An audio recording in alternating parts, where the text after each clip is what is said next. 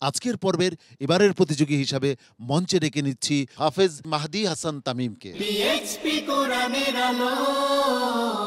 আসসালামু আলাইকুম ওয়া রাহমাতুল্লাহি ওয়া বারাকাতুহু। আউযু বিল্লাহি মিনাশ শাইতানির রাজীম। বিসমিল্লাহির রহমানির রহিম। واحشروا الذين ظلموا وأزواجهم وما كانوا يعبدون من دون الله فاهدوهم إلى صراط الجحيم وقفوهم إنهم مسؤولون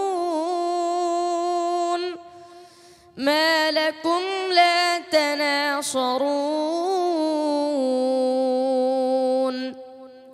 بل هم اليوم مستسلمون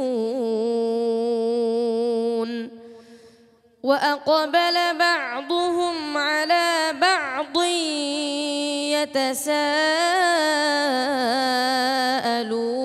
يتساءلون قالوا إنكم كنتم تأتوننا عن اليمين قالوا بل لم تكونوا مؤمنين وما كان لنا عليكم من سلطان بل كنتم قوما طاغين فحق علينا قول ربنا إنا لذائقون فأغويناكم إنا كنا غاوين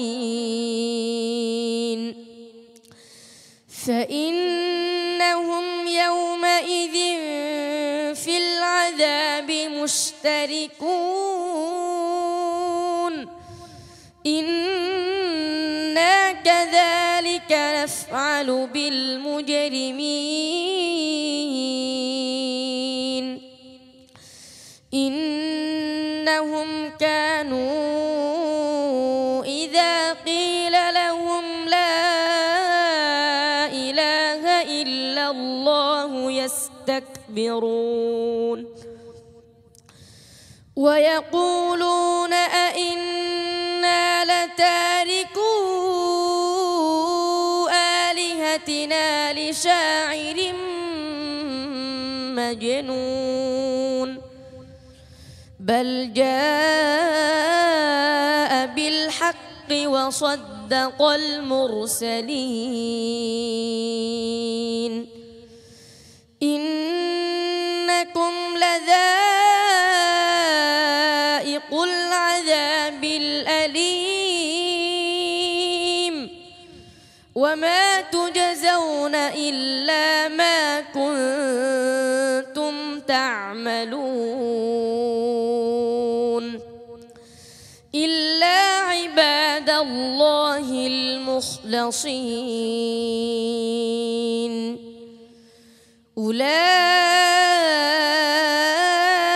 لهم رزق معلوم فواكه وهم مكرمون في جنات النعيم على سرر متقابلين يطاف عليهم بكأس من معين بيضاء لذة للشاربين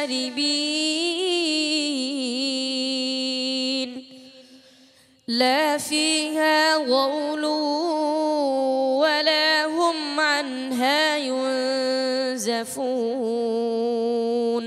حسبك صدق الله العظيم মাশাআল্লাহ মাশাআল্লাহ। তামিমের তিলাওয়াত শুনছিলাম। প্রিয় দর্শক, এত চমৎকার তিলাওয়াত এই প্রতিযোগীর কণ্ঠে শুনে আমি তৃপ্ত হয়েছি। তার তেলাওয়াত শুনে সম্মানিত বিচারক মণ্ডলী তৃপ্ত হয়েছেন কিনা জেনে আসি। শোয়েব মোহাম্মদ আল আজহারি। মাশাআল্লাহ তাবারাকাল্লাহ। তামিমের তেলাওয়াতের মধ্যে আমি কিছু নতুন সুর পেয়েছি এবং খুবই চমৎকার। আসলে খুব ভালো তেলাওয়াত করেছো তামিম। তোমার জন্য অনেক অনেক দোয়া রইল। আল্লাহ তাআলা তোমাকে কোরআনের খাদেম হিসেবে কবুল করে নেন। মোহতারাম কারি জহিরুল ইসলাম, আপনি তো বিভিন্ন জায়গায় কোরআনের প্রতিযোগিতায় বিচারক হিসাবে উপস্থিত থাকেন। এই প্রথম একটি রিয়েলিটি শো হচ্ছে কোরআনের রিয়েলিটি শো, একেবারে সম্পূর্ণ দেশের বাইরে। এই বিষয়ে আপনার অভিমত শুনতে চাচ্ছিলাম। সম্মানিত উপস্থাপক, আপনি ঠিকই বলেছেন। আমি নিজেও অনেক ছোট অবস্থায় প্রতিযোগিতা করেছি, তারপরে লং টাইম মোটামুটি ইন্টারন্যাশনাল কম্পিটিশনে অংশগ্রহণ করেছি। বর্তমানে বিচারক থাকি, ম্যাক্সিমাম কম্পিটিশনেই ইন্টারন্যাশনাল এবং ন্যাশনাল বিচারক থাকি। তো সেখানে প্রতিযোগিতা আমি বলবো দুবাইয়ের মাটিতে এই প্রতিযোগিতাটি হচ্ছে। এনটিভির যেই কম্পিটিশন বিশ্ববাসী দেখতে পেয়েছে। তো যদিও এই কম্পিটিশনটি ওইরকম কোনো ইন্টারন্যাশনাল বিশ্বব্যাপী নয়, তারপরেও তার তেলাওয়াত আমি মনে করি আন্তর্জাতিক কম্পিটিশনে অংশগ্রহণ করার মতো সেই যোগ্যতা সে অর্জন করেছে। সেই তেলাওয়াত আমাদেরকে শুনিয়েছে। আমি দোয়া করছি আমাদের ছোট্ট এই হাফেজের জন্যে, আল্লাহ রাব্বুল আলামিন তাকে যেন আন্তর্জাতিক কারি, আন্তর্জাতিক আলেম হিসাবে কবুল করেন। মোহতারাম হাফেজ মাওলানা আবু ইউসুফ। মাশাআল্লাহ, অসাধারণ। তামিম, চালিয়ে যাও, হ্যাঁ, এগিয়ে যাও। তোমার জন্য শুভকামনা। খুব ভালো তেলাওয়াত হয়েছে। আরও মেহনত করলে আরও ভালো তেলাওয়াত করতে পারবে তুমি, আমার দৃঢ় বিশ্বাস। তামিম, তোমার জন্য অনেক অনেক শুভকামনা এবং দোয়া আমার পক্ষ থেকে। আসসালামু আলাইকুম ওয়া রাহমাতুল্লাহি ওয়া বারাকাতুহু।